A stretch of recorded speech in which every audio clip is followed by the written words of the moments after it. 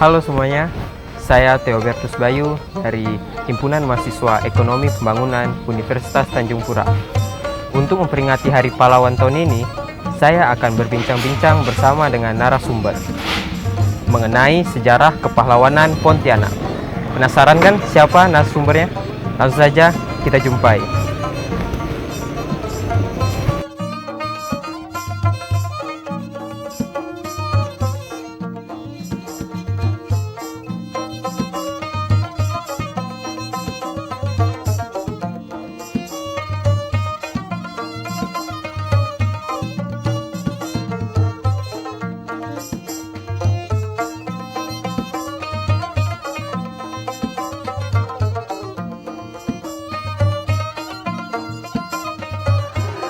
Selamat siang Bu. Selamat siang. Perkenalkan Bu, nama saya Theobertus Bayu dari Himpunan Mahasiswa Ekonomi Pembangunan Fakultas Ekonomi dan Bisnis Universitas Tanjung Pura. Nah, kedatangan saya hari ini, saya ingin berbincang-bincang sedikit Bu mengenai sejarah kepahlawanan Kota Pontianak. Nah, jadi mungkin sebelumnya bisa Ibu perkenalkan diri lebih dahulu. Nama saya Fadlun Al-Kadri. Tempat tanggal lahir perlu nggak nih? Perlu. Saya lahir di Pontianak tanggal 25 Februari 1970. Saya tinggal di Pontianak dari lahir sampai saya menikah, saya pindah ke Jakarta, terus balik lagi ke Pontianak tahun 2010 sampailah sekarang. Nah, jadi ada beberapa hal yang ingin saya tanyakan Bu mengenai mungkin sejarah Kota Pontianak atau sejarah dari pahlawan-pahlawan Kota Pontianaknya Bu. Nah, mungkin yang pertama bisa Ibu jelaskan dari mana sih asal-usul Kota Pontianak itu Bu? Nah, kalau asal-usul Kota Pontianak ini, jadi Kota Pontianak itu didirikan oleh Maulana Sultan Syarif Abdurrahman Al-Qadri bin Habib Hussein Al-Qadri. Jadi nama Kota Pontianak itu sendiri itu diambil dari hantu kuntilanak. Jadi beliau itu Allahyarham Maulana Sultan Abdurrahman itu, beliau itu dulunya beliau tinggal di Mempawah. Allahyarham menikah dengan anak Raja Daeng Menambun yang namanya Utin Cindramidi. Jadi Allahyarham itu kepengen hijrah dari Mempawah. Nah, jadi setelah Allahyarham itu musyawarah dengan saudara-saudara ini Allahyarham, mereka sepakat meninggalkan Mempawah. Mereka menggunakan kapal, menelusuri sungai. Jadi dari peniti akhirnya mereka sampailah di yang dikatakan orang itu sekarang itu simpang ini Landak. Iya. Landak simpang 3 di situ. Iya, Bu. Nah, jadi beliau masuk ke situ, ada pulau-pulau, ada seperti pulau-pulau batu-batu kecil yang dikatakan orang sekarang itu namanya Batu Layang. Batu Layang itu tempat pemakaman kesultanan sekarang. Nah, jadi mereka itu sampai di Sungai Kapuas, simpang Landa, akhirnya Sultan Abdurrahman itu berkeyakinan kalau disinilah tempat yang bagus. Di situ. Nah, beliau diganggu dengan bunyi-bunyi kuntilanak, hantu-hantu. Mungkin sekarang udah nggak ini ya, maksudnya sekarang kita udah nggak pernah nih dengar kayak begitu. Jadi kalau zaman dulu itu karena di sini kan masih hutan, akhirnya beliau dengar suara kuntilanak. Akhirnya beliau berkeyakinan menyuruh saudara dan pengikut beliau dari Mempawah itu untuk membunyikan meriam buat mengusir hantu kuntilanak itu. Nah, dibuatlah meriam. Akhirnya dibunyikan meriam, larilah sudah tidaklah terdengar suara-suara hantu kuntilanak itu. Nah dari situ Allahyarham menuju ke darat untuk itu kan hutan, disuruh tebang hutan-hutan itu. Dan beliau di situ membangunlah balai di situ yang sekarang ini kita masih juga memakai balai, itulah keraton Istana Kadria itu. Dan di situ beliau juga membangun Masjid Jami. Jadi itu begitu. Nah itu kita tahun 1771 kita memperingati Hari Jadi Kota Pontianak bertepatan 23 Oktober. Nah itulah awal cikal bakal Kota Pontianak.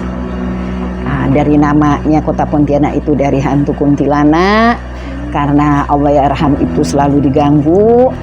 Nah pertama kali beliau membangun balai itu, nah sekarang itu keraton dan Masjid Jami itu. Nah Bu, kalau boleh tahu bagaimana sih silsilah sultan yang ada di Kota Pontianak Bu? Oh jadi kalau silsilah Sultan Pontianak, jadi pembuka itu yang pertama itu Sultan Abdurrahman.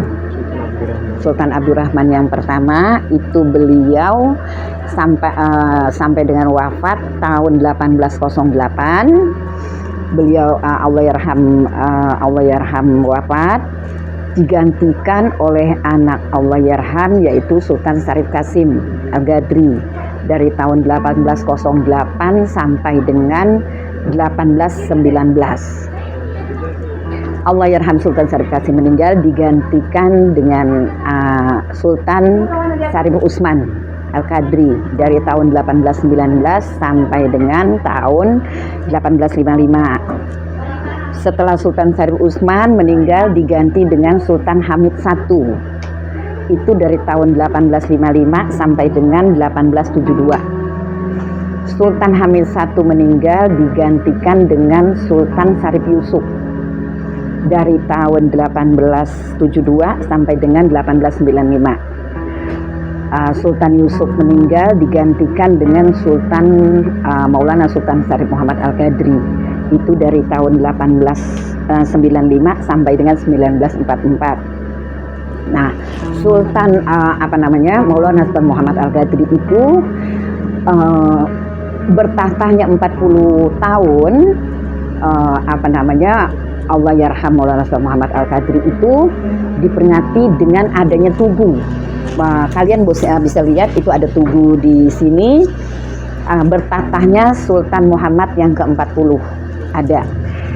Meninggalnya Sultan Muhammad 1944 digantikan dengan Sultan Hamid II Al-Qadri dari tahun 1944 sampai dengan 1950. Nah, untuk Sultan yang ke-8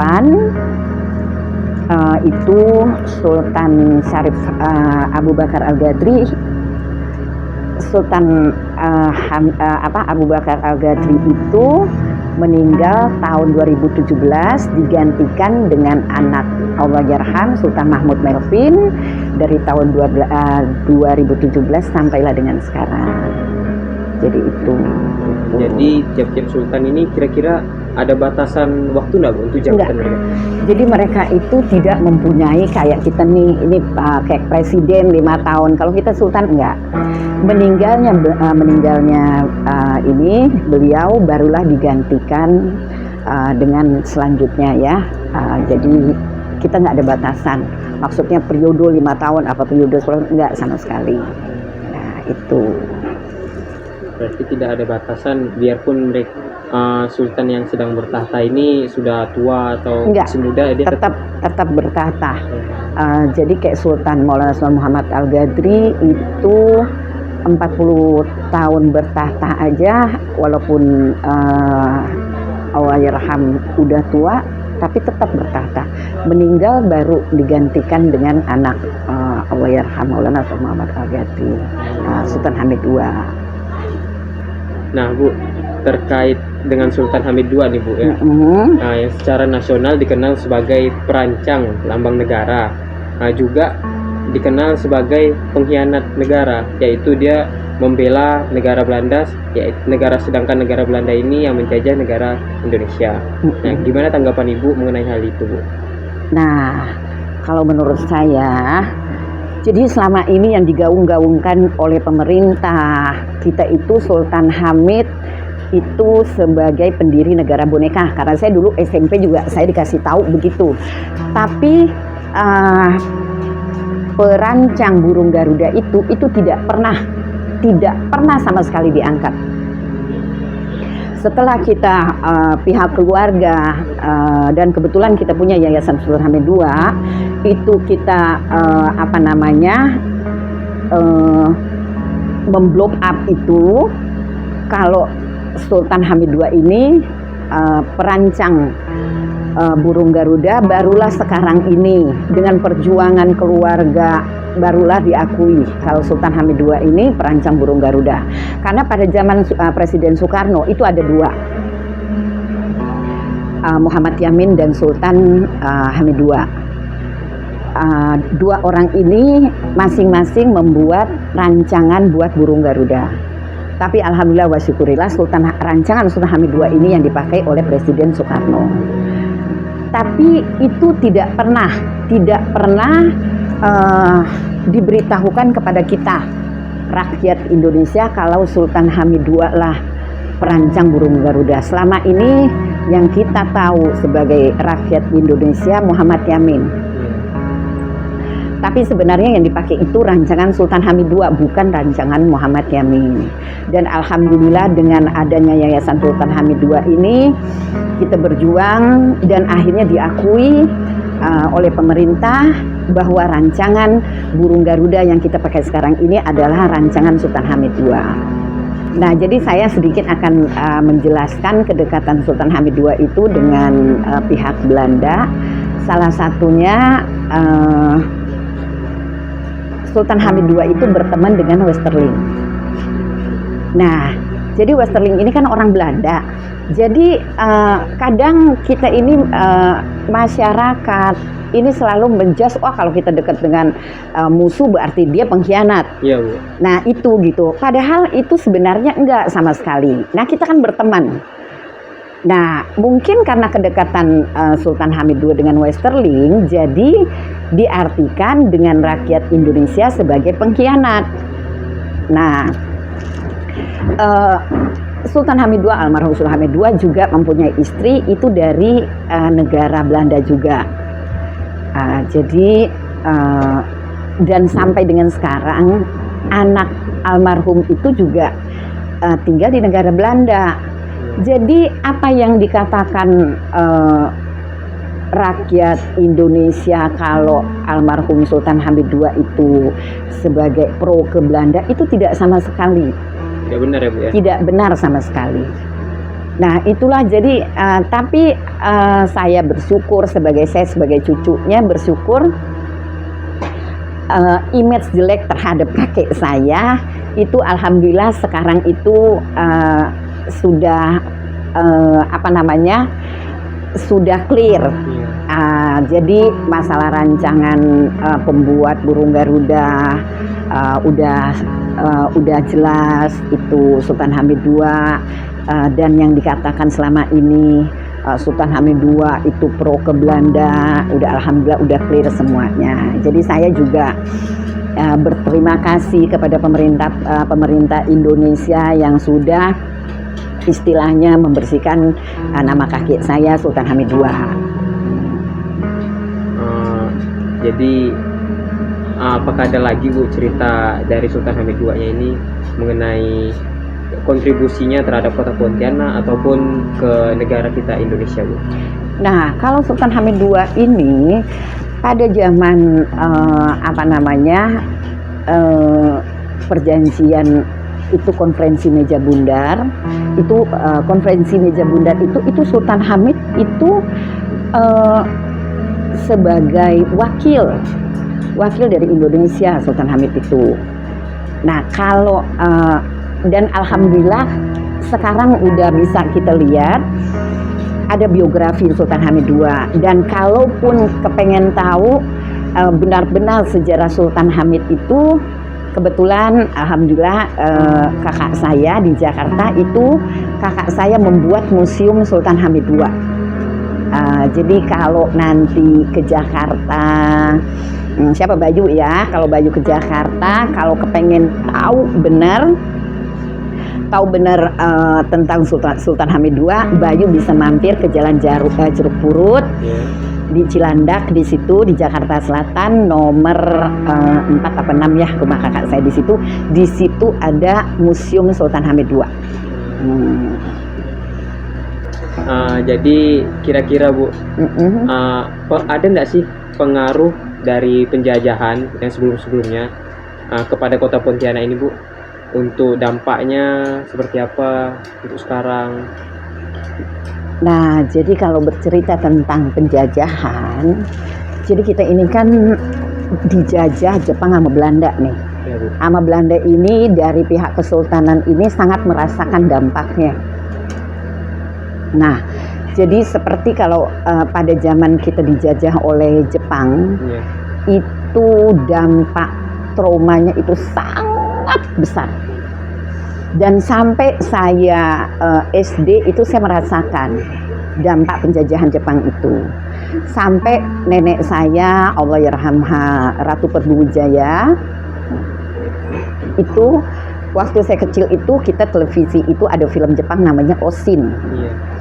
Nah itu sampai dengan kita nggak boleh nonton itu film Oshin karena nenek saya selalu mengatakan kalau Jepang itu dia yang bunuh abah aku, karena Maulana Sultan Muhammad Al-Ghazali itu dibunuh Jepang.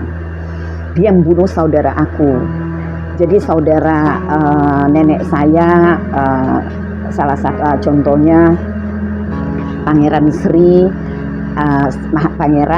Sri Maharaja Adipati, Pangeran Adipati itu meninggal dibunuh Jepang. Pangeran Perdana Muda dibunuh Jepang. Terus Pangeran Agung dibunuh Jepang, Ratu Kusumayuda dibunuh Jepang, Pangeran Kusumayuda dibunuh Jepang. Terus suami nenek saya itu Pangeran Yusuf dibunuh Jepang. Jadi itu sangat benar-benar membekas di nenek saya. Jadi itu yang selalu diucapkan nenek saya, dia yang bunuh saudara aku, dia yang bunuh suami aku, dia yang bunuh abah aku.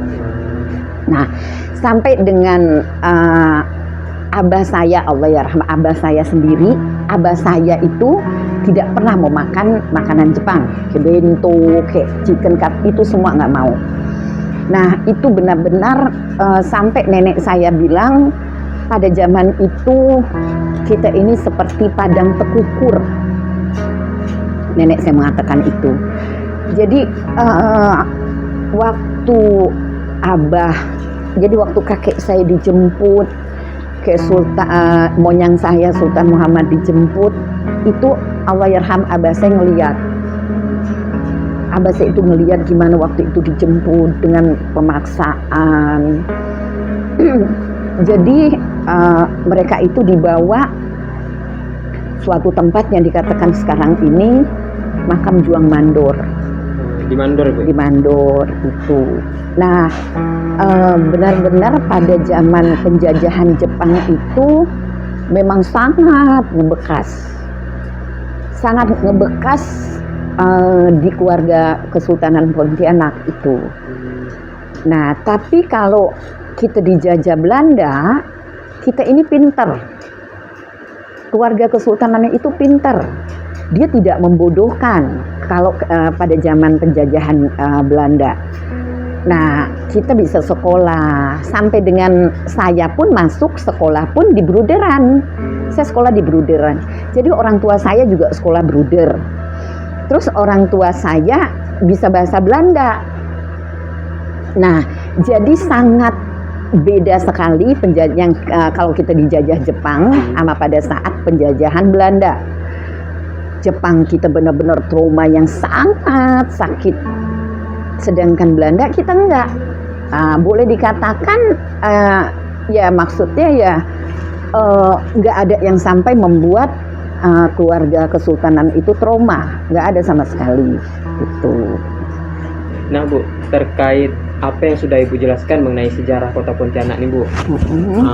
Bagaimana sih tanggapan Ibu terhadap anak-anak muda seperti kami ini Bu, untuk menyikapi masalah sejarah? Kan seperti yang kita tahu, anak-anak muda sekarang ini sudah mulai melupakan sejarah Kota Pontianak maupun Indonesia sendiri.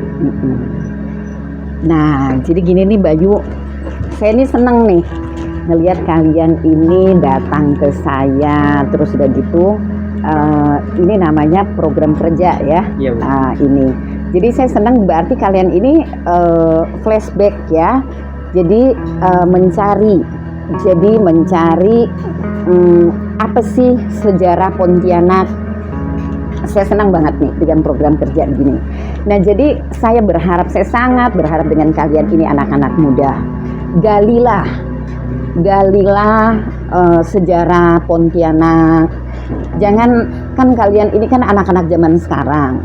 Jadi saya berharap walaupun kalian ini anak-anak zaman sekarang, tapi kalian ini harus menggali siapa sih pahlawan Pontianak. Itu kalian harus tahu, karena kita ini kan berdiam, lahir di Pontianak, kita tinggal di Pontianak. Jadi kalian jangan tahu sejarah Indonesia, tapi kalian nggak tahu sama sekali sejarah Pontianak khususnya. Gitu loh maksud saya. Nah, saya sangat berharap sama kalian mau tahu tentang sejarah Pontianak, tentang salah satunya kan ada tuh pembantaian Jepang, kejadian di Mandor yang itu kalian harus tahu. Nah itu, jadi jangan pernah kalian melupakan sejarah kota kalian sendiri. Jadi jangan pernah kalian melupakan sejarah kota Pontianak. Nah, jadi saya berharap dengan kalian anak-anak muda gali sejarah kota Pontianak. Jadi jangan sampai kalian melupakan sejarah kota Pontianak. Nah, itu pesan saya buat kalian yang anak-anak muda sekarang, ya Bayu ya. Yo. Jadi jangan pernah kalian melupakan sejarah kota Pontianak. Jadi mungkin sekian perbincangan kita mengenai sejarah ini Bu. Sebelumnya saya benar-benar berterima kasih kepada Bu Fadlun Al-Qadri Sama-sama. selaku cucu dari Sultan-Sultan pendiri kota Pontianak. Jadi mungkin bisa kita akhiri sampai di sini wawancara kita. Selamat siang, terima kasih banyak Bu. Sama-sama Bayu.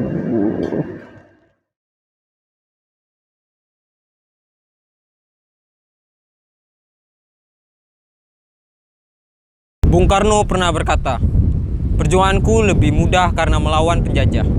Namun perjuangan kalian akan lebih sulit karena melawan bangsa sendiri."